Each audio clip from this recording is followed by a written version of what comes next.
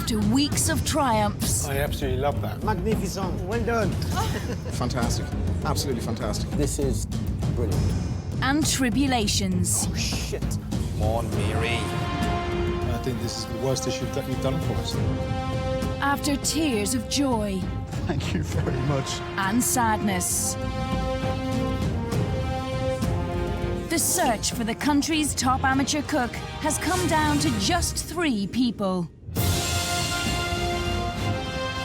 I never thought I'd be here in the final. This competition has changed my life. We're so at the end, so close to it.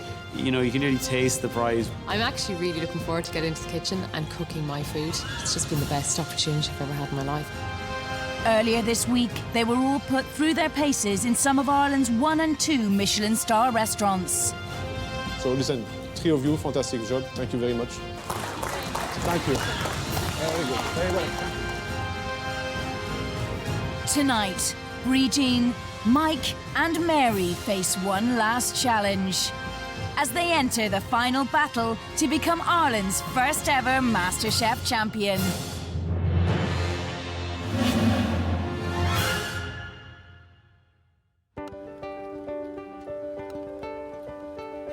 I was born in Waterford in 1982. My earliest memories are really closely linked to food. My 4th birthday was the giant chocolate cake that I got to eat. Going further back than that, I actually remembered, there was one instance where I was in a nappy and, sitting on the grass eating strawberries. I remember the dog beside me, I remember the whole thing, and from that day, I've had this obsession with strawberries. Throughout my life, I kind of punctuate big events with food, so I remember, what I've eaten when, and how I felt at that time, and when I eat it again, it brings back that same memory. So I think when I eat strawberries, it brings me back to a time when I felt things were simple and easy. My granny was one of the original Flavins. No one will ever make porridge like my granny did. She'd cook it in a bain-marie in the oven overnight. All the grandchildren would come around every Sunday, have porridge. And any other children that were around, she would literally feed. It was very, very sweet. I think it was the highlight of her week as well as mine. It was by osmosis that she actually got interested in cooking, because she saw me doing it and she just learned, I suppose, as I did from my mother. So she's kind of just constantly been somebody who was interested in anything to do with art, and her hands, just amazing hands.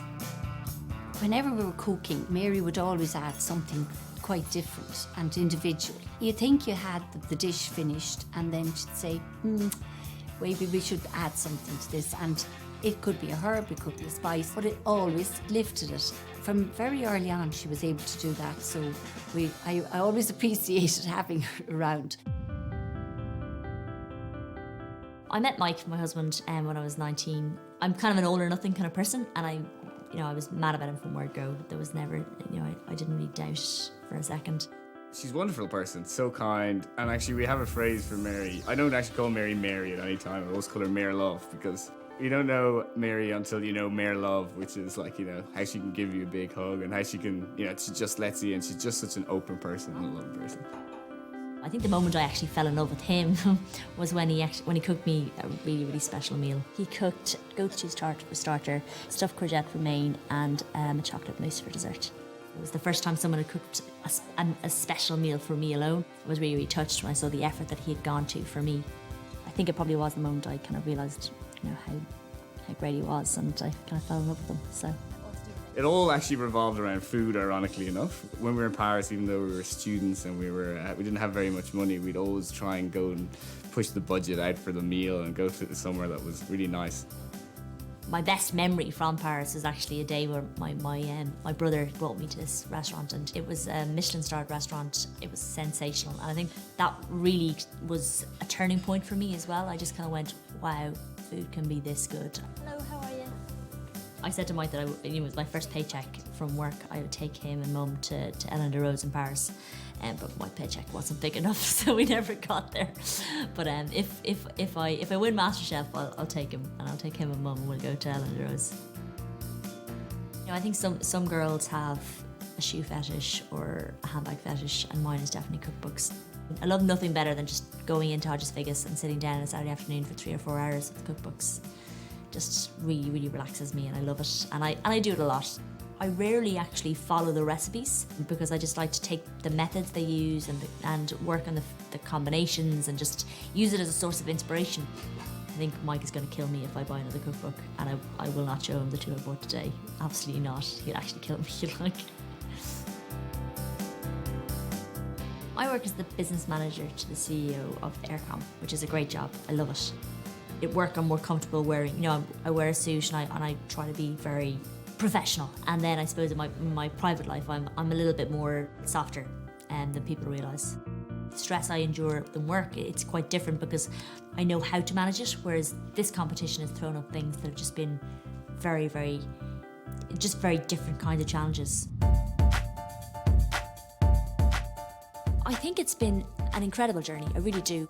I started off, I was very, very nervous in my first audition, and I remain quite an anxious person. I think that's in my nature. But I've managed to channel that, I think, in a more positive way, and I'm confident going into the final now and that I'll be able to deliver my 3 dishes. But I really have not slept properly in 6 weeks. I'm hugely proud of Mary getting to this point in the competition because it's a competition about a lot of things. It's a competition, of course, about cooking, but there's a lot of confidence that comes with it, and I think she's learned a huge amount. I'm so proud of how far she's gotten already, but I think that the effort that she's put in, I'd really like to see her win the competition. I think for me, food, it makes me happy. It's the single thing that I do really look forward to it every day. When I'm in the kitchen or I'm doing something, it's what makes me tick. If I were MasterChef, I'd love to go down to the west coast of Ireland and open a good seafood restaurant using farmers around the region, sourcing ingredients that are on our doorstep. There's a whole ocean out there with phenomenal ingredients in it, down to the basic mackerel, which is an amazing fish when it's caught fresh. And I just love to be able to showcase that and cook it simply. I love working with food. And I love not only creating the dish, but serving the dish. My passion is not only for me to eat, it's for my family to eat and my friends to eat, and I'd love the public to eat it. And it's always been a pipe dream of ours that, the two of us, could move down here, set up business and have a nice little restaurant, a little earner for us. I mean, what a place for the kids to grow up in.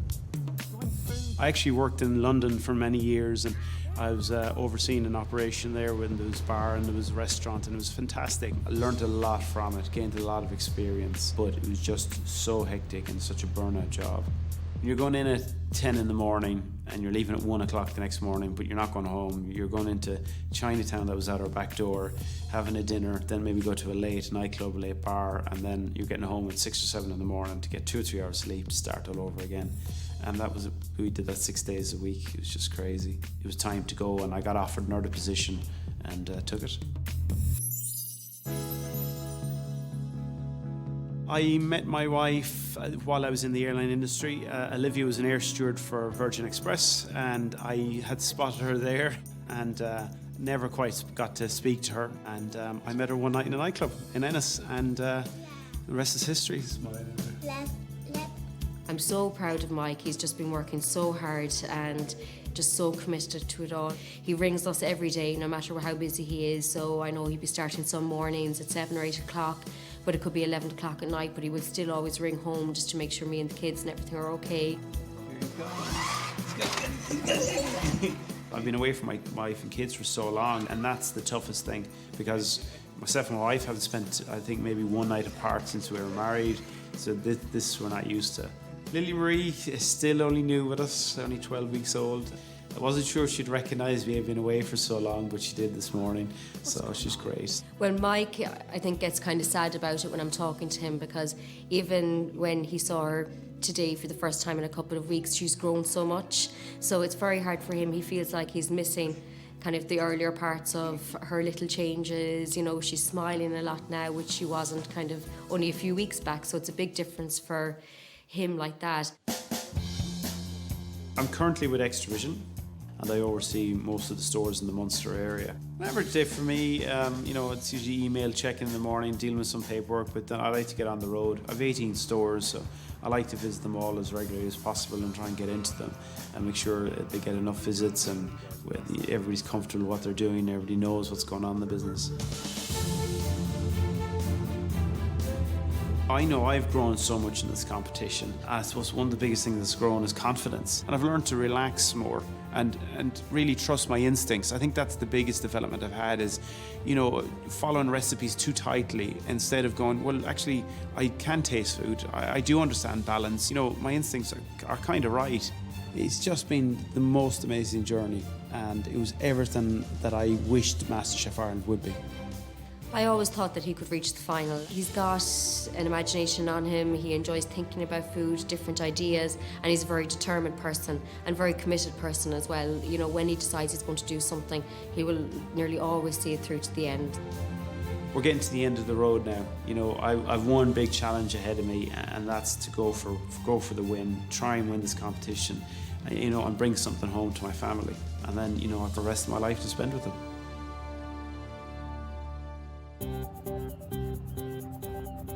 So I was born in Templemore in 1983, and I was born into a family which already had 3 running around, and then there was 3 more after me. Yeah, being part of a family of 7 was manic, to say the least.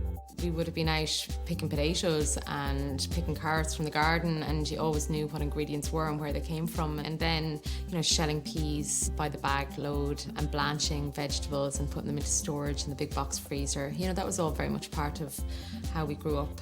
There just wasn't convenience food. Everything was homemade and was either from our own garden or was from our uncle's garden or neighbours' gardens or wherever it came from, or, you know, maybe the local fruit and veg guy and whatever. And it was all shop locally. I suppose it's like this sort of things they're trying to bring back into society now. Like, that's what my mum stood for and still stands for. A cook in Dylan's dish was the scariest, and like you were handed a rabbit. And they were like, so have you ever done rabbit before? And I was like, well, no, Mam's landed this up in the chamber. She normally just shoves it in the oven, like, and it comes out in one hole. Yeah, you spit the pellets out as you eat it, you know. Well, I always swore that whatever was cooked was to be eaten. That was it. We didn't have such a thing as a range of foods. It wasn't a restaurant, I always told them. It was their home. So if you didn't want to eat what was served up, you had your bread and jam to fall back on. I do tend to try everything. I'll put my hand to anything. So I would have played camogie and Gaelic football and badminton and all sorts of sports, and represented Tipperary, and, you know, went on and won All Ireland. Yeah, I loved sports, really loved it. That's my competitive edge coming out. That's where it came from. I am quite a determined person. I like to achieve things in life, and I think that's important, to set targets for yourself. Well, I'm never surprised at what Bradeen does. When she would set her sights on something, she would follow it through. And, you know, that sense of adventure and wanting to do her best. She has no inhibitions, and she is just very, very confident, and has been all along, even as a little child. I'm married to Brian. We've been married 2 years, and he's the love of my life, and he's great. He's an amazing support. So, yeah, hopefully we'll stay together forevermore. Live happily ever after. I would describe Bradeen as a lot of fun and very energetic. She's a very caring person, very thoughtful.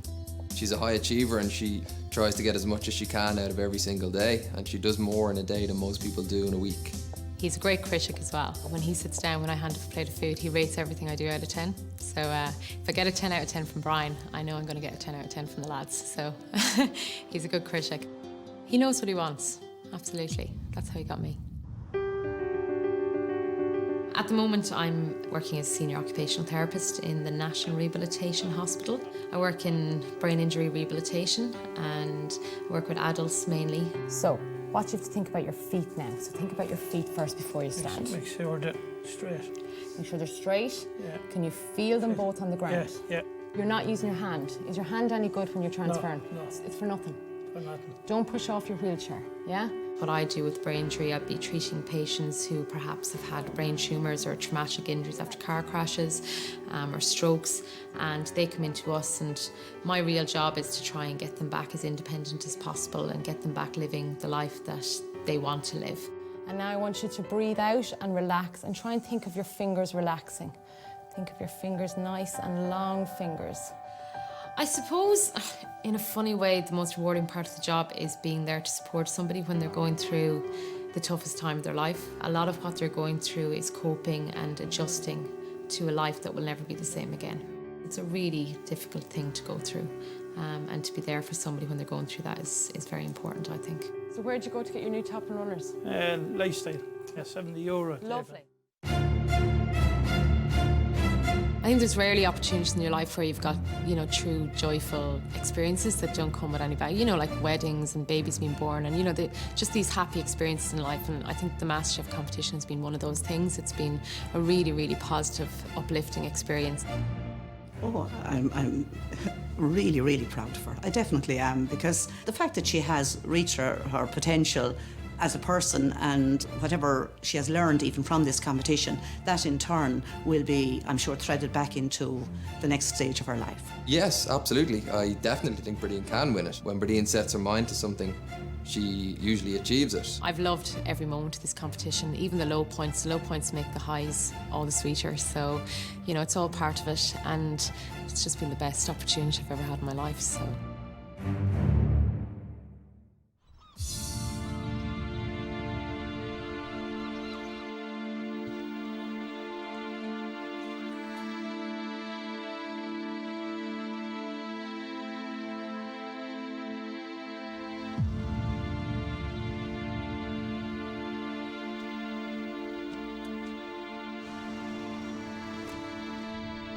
I would hate not to win this competition. I want to win this competition. I have to cook better, cook harder, cook like I've never cooked in my life before. And I really want it. My sole focus today is to enjoy it, because this is the last chance I'll get to do this. That's what I'm focusing on. So I haven't really thought about winning, losing or drawing. I've just kept that to the side, and that's been my approach the whole way through the competition. Regardless of what happens today, I feel like I've won my own personal battle anyway. I've a really good feeling about the final. I was having dreams last night about having my trophy sitting on a mantelpiece in a house that I don't even own. So yeah, I've got this whole picture perfect thing.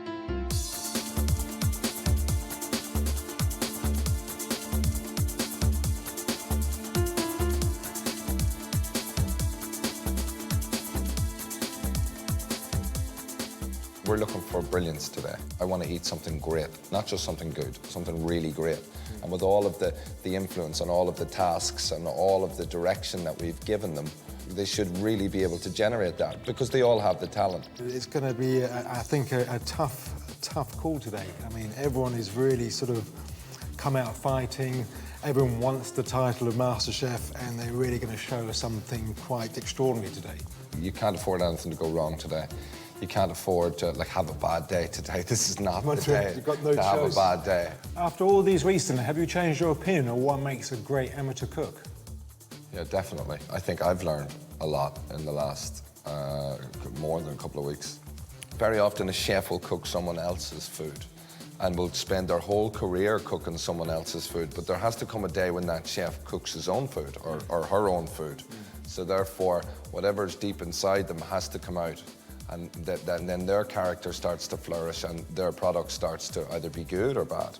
And I think with the guys is that we are looking for that in such a short space of time that if you actually don't have that inside you, you're not going to get very far. So you need to be really talented. We've looked very hard to nurture that talent to see who has that. That's the winner of MasterChef. After 6 pressurised weeks, Ireland's top 3 amateur chefs are about to receive their final challenge.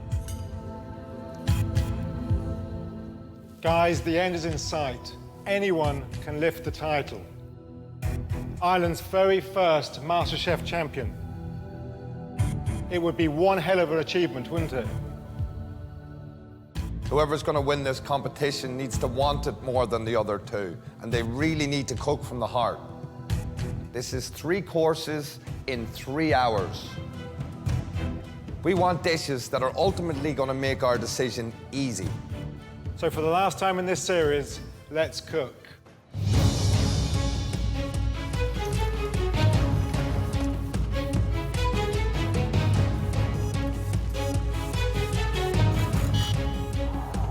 Mike, Mary and Bridgeen have each designed their very own 3-course menu.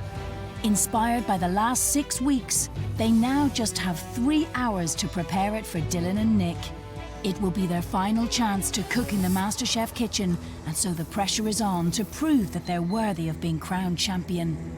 The key to the success, I think, today is not to overcomplicate the dish, and it's that taste. You know, you want everything to work together, you know, and it's that plate of food that you get and you think, oh, I just don't want to stop eating. That doesn't just come from hard work. It doesn't come from reading recipes. No, it doesn't come from, you know, watching every cooking program under the sun. That comes from, it's either in you or it's not. Yeah, no, I agree. And there's a passion for that. It's like nearly like a sense that you can't see. We've seen flashes of it in certain individuals. Have we seen it consistently throughout Amelia? No. No. No. If we see it today, that's MasterChef. Yeah.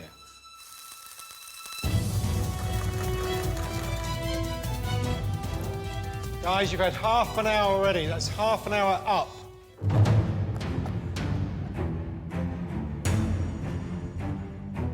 This final is just the biggest ever, and now the goal is in sight. You know, I think I've created a really, really interesting 3 courses for the meal. This is food that I love, this is food that I've created, influences of my life put into this food, and I just want to do it right. So, what are you cooking for us today? I'm going to do a confit of salmon, a bit of fennel salad on it, a fillet of beef, beetroot paint, duxella mushrooms, shallot tartatan, and for dessert, a real summer light, a brunoise, like a mosaic of summer fruits. Very nice. So tell us, Mike, have you changed much in the competition? Yeah, I think the big difference is not rushing into things too much, watch the components and get them better. But as well as that, it's the balance, not only with tastes and textures, but it's the quantities on the plate. The whole dish has to be balanced in multiple ways. And your beef is Irish? Everything is It's Irish. Very yeah, good. Everything is Irish. Irish food, we have it. We have it all. Yeah. We have it all. Good luck, Mike. Thanks, guys. Taking inspiration from Dylan's confit of rabbit belly, Mike's salmon starter will also be prepared in a vacuum-packed bag with oil, then cooked in a water bath. It is vital that he times the cooking perfectly so as to achieve the desired results. What we're looking for is a piece of salmon that looks like a raw piece, but has the texture of a cooked piece. It sounds great. Sure, I know, it sounds wonderful. Sounds really but great. I can almost taste it now, Sounds you know. really- But knowing Mike, it might just go overboard. If at this stage Mike is going to put some lame piece of something on there just because it looks nice, then he'll pay for it. Okay, guys, we're halfway through now, so you have an hour and a half left. 1 hour and a half left. Mary's 3-course menu includes a warm lobster salad with flavours of apple for starters, squab pigeon for her mains, and an elaborate dessert with foam, jelly, meringue and granita. My experience in the Michelin-starred kitchen has definitely changed my approach to what I'm cooking in the final. I learned new techniques. It's been fantastic. So on my dishes today, I'm hoping to take relatively simple flavours and just bring a bit of refinement to them. You know, I took my ideas and I just, you know, tried to elevate them to a different level. So it will take time, but I think it should pay dividends. The menu today, you happy with it? Yeah, well, it's food I love, and I kind of took inspiration from, you know, my mum. The first time I ever had lobster, my mum served it with apple and creme fraiche, so I decided to take that and use it as inspiration. Brilliant. So it's just trying to take food I like and just make it a little bit different. That's what it's all about, Mary. I need to get back to it, though. Yeah, thank you. Mary, what do you think of her dishes? Well, I actually liked them as soon as I saw them on the menu. I think they seem very exciting. I think that she's going to bring a bit of fun back into her cooking. I think it sounds fabulous. I'm looking forward to it. But there's a level of perfection that I want to see today from Mary's cooking. I mean, even though we loved the langoustine pappardelle with the quail eggs, she just didn't have any sort of skill to the degree that I expect her to have today.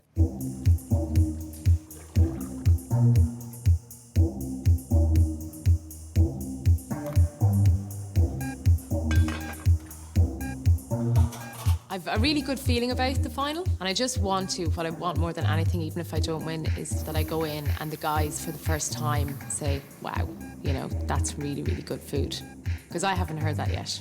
You know, I haven't heard 100%. You know, I've heard, oh yeah, elements are good and excellent or whatever, but to hand up dishes where they go, okay, that's the different level. That's what I need to hear today, and I'm confident that the dishes I'm doing today will be to that standard.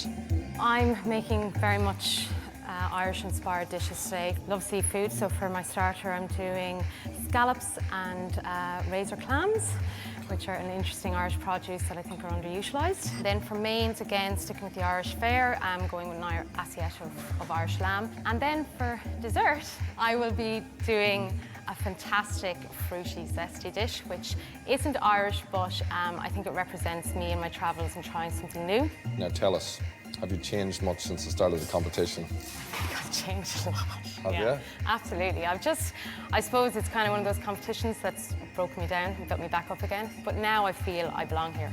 So there's 6 weeks of phenomenal, intense experience, plus a lifetime of me that's going to go on these plates. Okay. Well, we look forward to tasting that. Great. Good. Your menu sounds great. So I love my menu. Yeah. Absolutely love it. Yeah. Well, good luck. Thank you, guys. Thanks very much.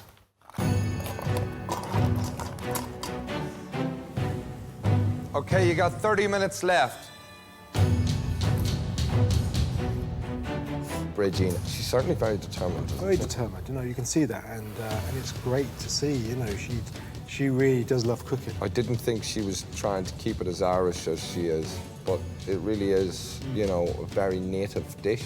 I never had thought that we would see this level of cooking. I think it's refreshing, I think it's exciting to see that. What we have today is 3 amateur cooks cooking their hearts out in the kitchen with all Irish produce.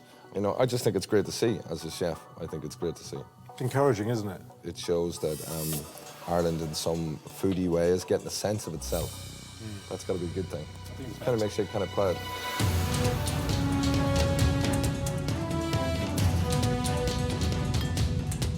Today it was the most comfortable I've felt cooking in this competition yet, weirdly. I'm organised and I've learned to look ahead and think ahead, and it worked today. Are you going to get it done in time, Mike?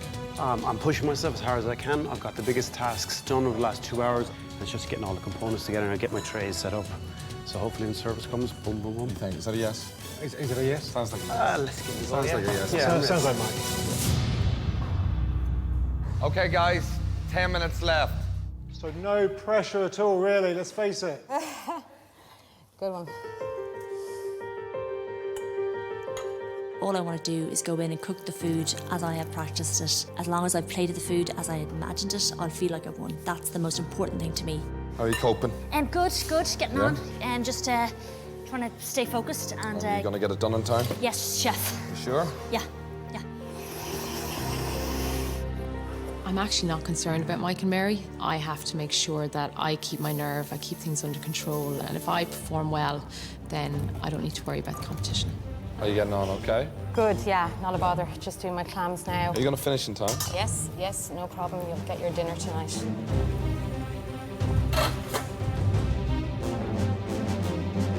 With just 5 minutes left, the final 3 MasterChef contestants must cook for their lives.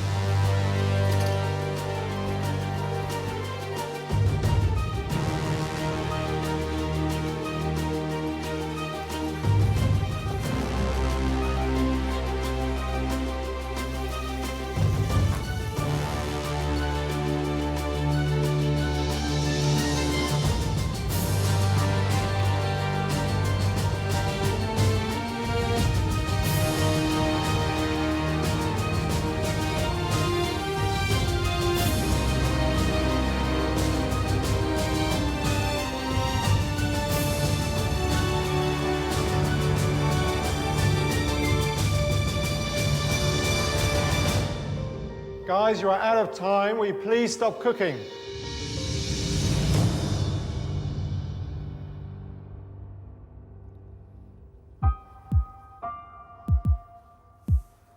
It was really, really tough. I had so much left to do in the last hour. I had to put my lamb on while my starter was going on, and I just couldn't monitor it well enough. And it was just undercooked. I was really, it's just the main element of the dish, and I didn't want to walk away from today with what ifs, and unfortunately I have one big what if, which is a real, it's very upsetting really. I don't know if what I put up today is good enough to win. I'm waiting to hear what the judges thought of it. So I think that'll tell me. But you know what? I'm happy with it. The 3 dishes I put out today were probably the 3 best looking dishes I've ever cooked in my life. That went fine. I think it was just the pressure of the day. Just little things went wrong. I'm just a little bit disappointed myself.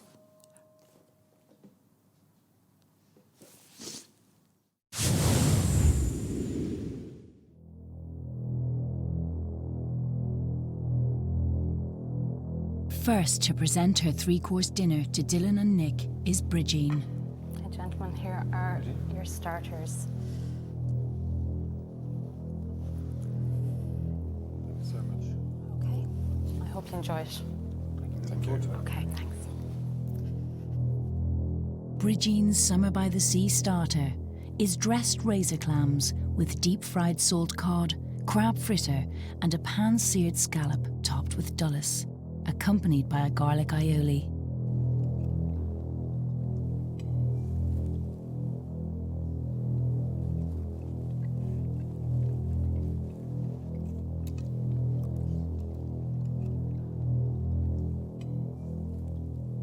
It's really good, It's good, isn't it? Yeah, no, it's I'm really enjoying it.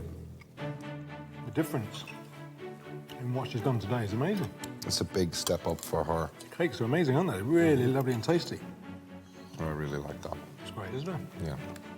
Crab's nice and crunchy, loads of dullis on top of the scallop, and it's just like as if she's used the dullis just like a little bit of salt. Yeah, just Bits of clams not overcooked, it's nice and creamy.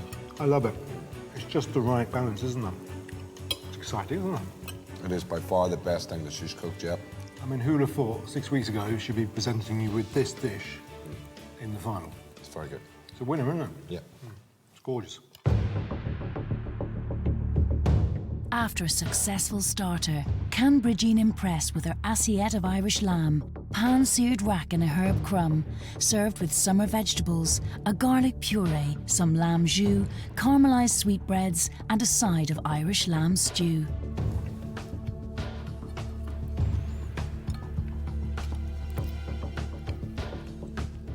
I love the lamb. I think it's cooked really nice. What do you think of your stew? Yeah, it's very thin. I was expecting something more saucy and a bit more reduced. Quite nice flavour though, isn't it? She's kind of relying on classical marriages. This has been done before. This is not her invention. But it is something that is done very well. Seat bread. Could have been a bit more caramelised, but I think it tastes very nice. It goes with it. Yeah, and the puree tastes great. The garlic puree. Nice presentation is nice. I think she's done very well. I can't believe how light it is, actually. It's not heavy at all. It's really nice on the palate. It's very accomplished, isn't it? It's a very high standard for her. She's never produced anything like this. I'm very happy with that dish. With one final dish to present, is Bridgeen confident in her last course? I was really happy with the dessert. It is a gorgeous dish. It tastes amazing. I love it. So we'll wait and see what the guys think. For her final dish on MasterChef, Bridgeen has made a blackcurrant and elderflower sorbet, orange shortbread biscuits topped with sumac dust, and a passion fruit panna cotta. Looks good, doesn't it? Yeah, no, it does.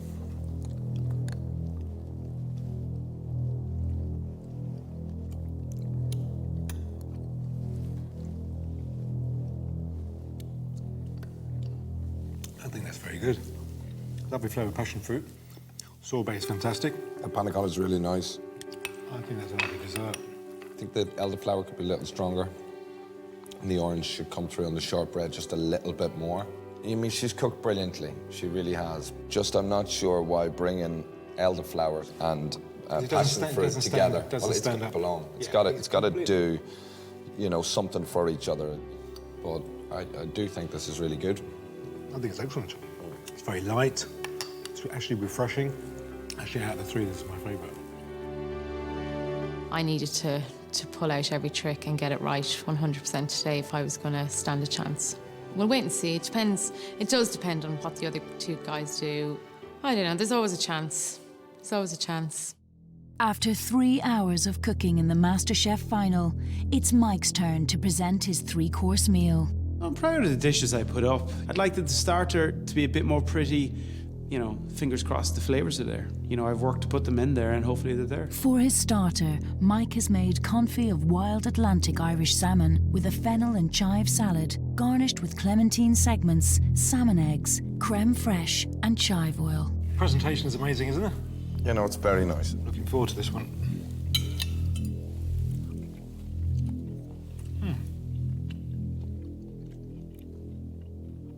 That wasn't what I was expecting. I was expecting this to be sharper. I was expecting it to be really acidic. Mm-hmm. It's quite oily, isn't it? It's very oily. Oh, it's such an oily fish. There's no lightness there now. It's very oily. I do like how delicate it is. I do like how delicate it looks. The salmon, he's cooked that pretty wonderfully in terms of it being inside the bag and poaching it. You see how it nearly has the texture of being raw? I just find that it's a bit sour. There's no sort of sweetness to it. It has fallen down in terms of flavour, but technically it is a MasterChef dish. Yeah, it is a MasterChef dish, but I want to be wowed by my taste buds, and I'm not being wowed. It's unfortunate because he's done so much right, and it's brilliant in comparison to what he's done to date. But the flavour just isn't there. After a shaky start, can Mike now win the judges back with his main dish of fillet of beef served with a shallot tarte tatin on a bed of broad beans, a mushroom truffle duxelle with a crispy pancake, beetroot paint and a veal Madeira jus. It looks brilliant. Beef is cooked perfectly.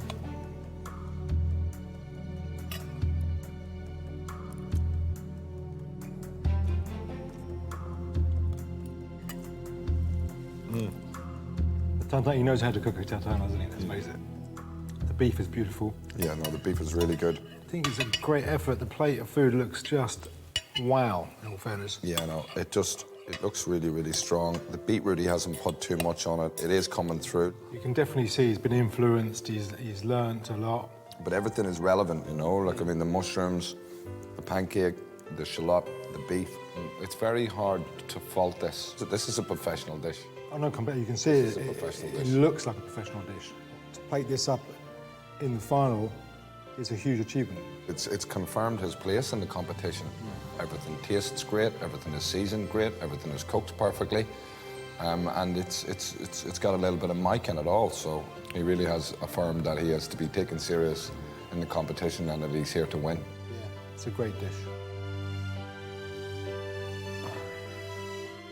The dessert was quite tricky because it's just the way it was presented. I have 3 different types of peaches with 3 different colours and strawberries, and they all had to be cut into very fine cubes and all the exact same size to make a mosaic circle. So, you know, that was the kind of stages of the meal that I wanted to design. He finished the meal refreshed and not full. Mike has made a brunoise of summer fruits with raspberries, strawberries and peaches, a disc of raspberry jelly and a quenelle of white chocolate mousse, surrounded by a soup of gold leaf, mint and Moscato d'Asti wine. It's very pretty, Nick, doesn't it? It looks $1 million.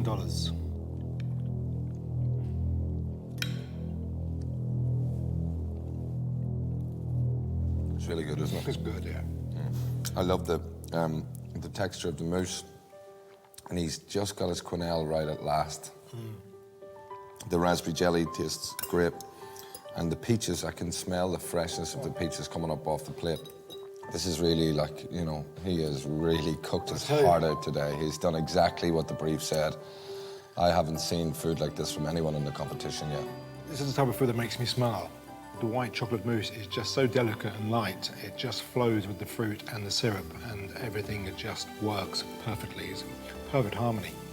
It's that taste sensation in your mouth, isn't it? It's not just about the individual dishes, it's the menu as a whole is just I have to say, yeah, fabulous. It just flows perfect, it's light, and it's just great, isn't it? Yeah, no, it's really good. Yeah, I've got to say, he's a really strong player.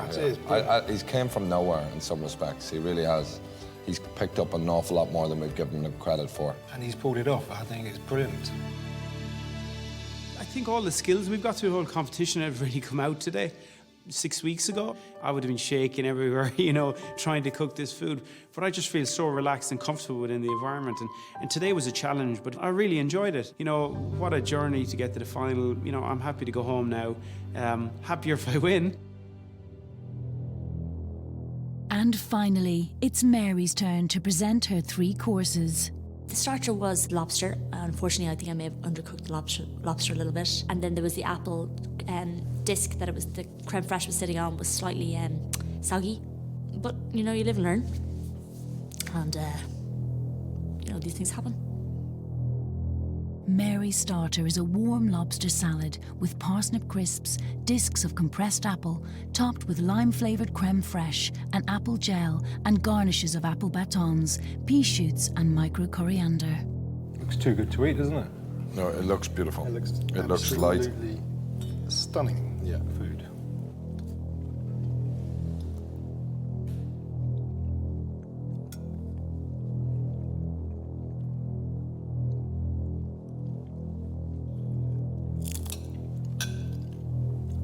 Can I be honest? For me, personally, I think the creme fraiche kills it. It looks brilliant, but I get the lobster, the oil, and an apple, but that's about it. And then the creme fraiche just kills it. I feel that to bring that dish together, parsnips, lime, and apple is a huge achievement. I think it looks very pretty. I think it is very pretty. I think it tastes very well. It's seasoned very well. It's a very high standard of cooking. Probably some of the highest standard of cooking that we've seen in the competition so far. The lime with the apple, with the parsnips, it's not something that is put together every day. I mean, we've all done cauliflower and cheese, and all of the things that Mary's done to date have all got mothers and fathers. They're all classics. This is moving off in a different direction. This is very brave. See, I still think back to Mary's pappardelle and the langoustines. I thought for me. That's a classical marriage. Yeah, I like That's standing on the shoulders of giants, as they say. That's people who have gone before you who have done it. This is something new. So I think that's... It's certainly controversial. It's certainly a controversial starter.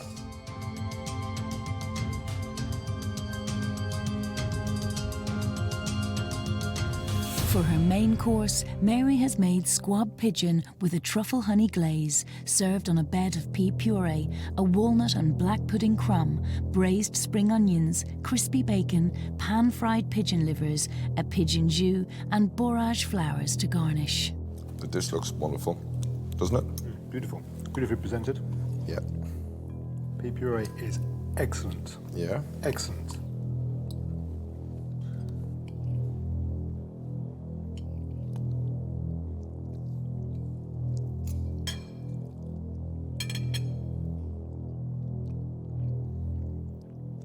I really like these flavours. It's a stunning dish. Beautifully done. I think the puree is a knockout. The sauce is a knockout. It looks wild, it looks elegant, it looks very modern. I love it. There's textures, there's balance, there's flavouring, there's seasoning. You know, she's cooked her heart out. The balance of the dishes are a dish of this maturity, a dish that's been really thought out and really worked at and just executed so well. I didn't think we would see grown-up dishes like this from amateur cooks. I think that's phenomenal. Yeah. Phenomenal. Do we like this then? We like this. Yeah, that's a really good dish. It's a great dish. And Mary's final dish, served on MasterChef, will be her summer berry plate. They were beautiful dishes, like, I think they were lovely. But whether they showed the finesse that was required, just whether they were absolutely spot on, I don't know. Mary has made Italian meringues placed among piped yoghurt and elderflower foam, a raspberry and white wine jelly, strawberry puree, blueberry granita, and garnished with micro basil and mint leaves, blueberries, raspberries, and strawberry flowers. I tell you what, I'm absolutely blown away by it. It's actually like a painting. Let's see what it tastes like. Too afraid to go into it.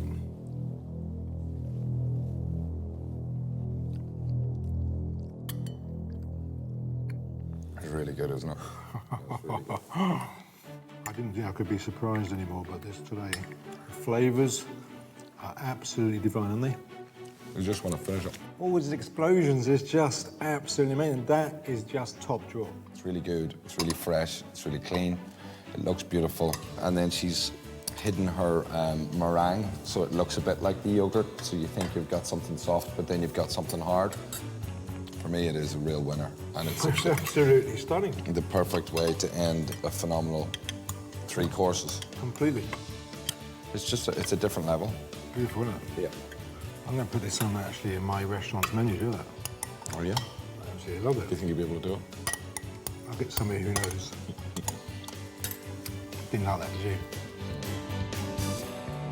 You know, maybe I have done enough. You know, the dishes were interesting. They were very, very tasty.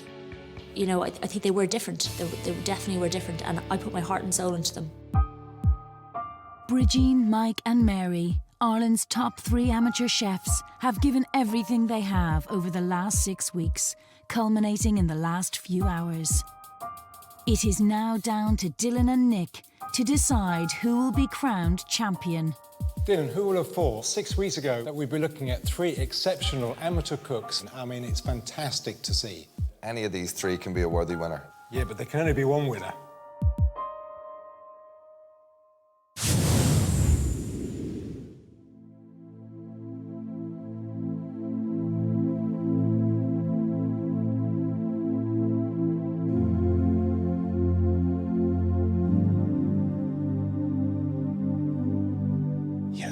I want to win this. This would mean so much. You know, what a journey, the sacrifice, everything I've challenged myself to learn, to grow. To win this would just be such an honour. It just, wow. It is really about today. You know, that's the way the competition has gone so far. You're only as good as your last meal. And that was my last meal. So, you know, it wasn't too good. The mains just wasn't good enough. My dad, he picked me up from, I was doing my Leaving Cert art exam, and I told him I thought I'd got a D, and I thought I'd failed. I did so awfully. And then I got an A1 in art. So I have a tendency to be very, very hard on myself. So you never know. There's always hope.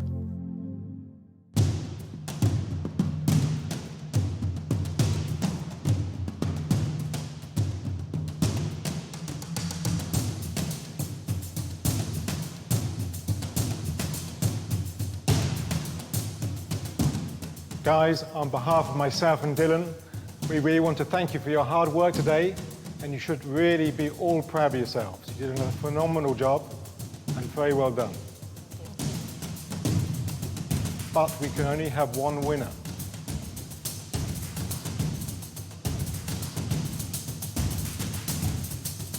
So the very first ever MasterChef Ireland champion is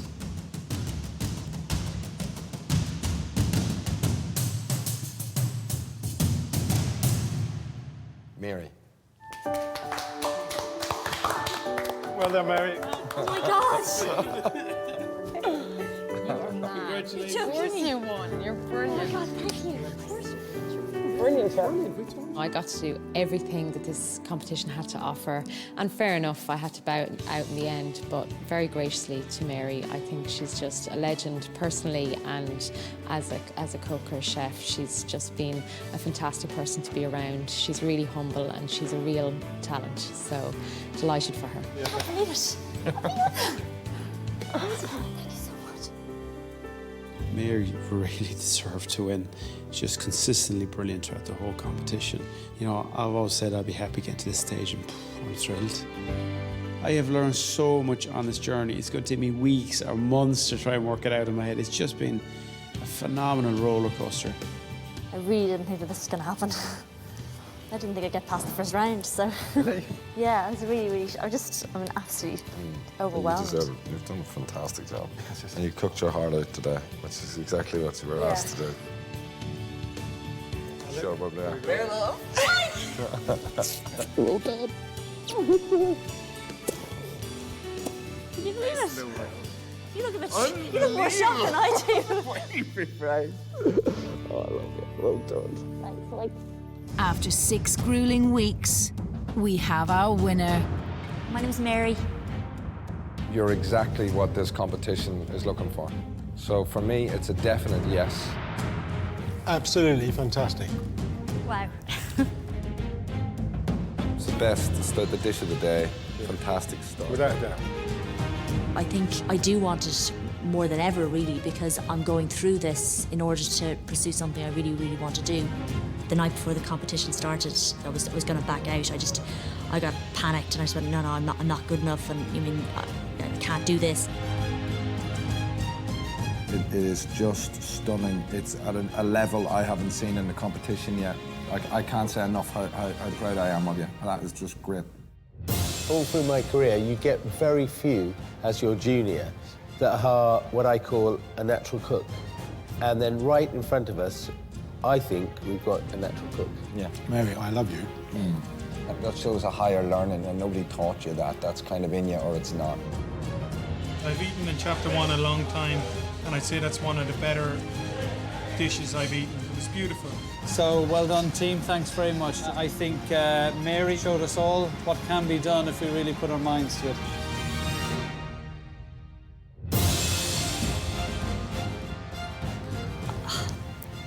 I don't think I can't even really put it into words what I feel like, what I feel. Just when you say that now, being crowned the first, it's kind of overwhelming. I think that I can go on to do something in food now. I just need to figure out what that exactly is. But I'll do that tomorrow once this is over. I'll start thinking about it. I cannot believe it. Oh.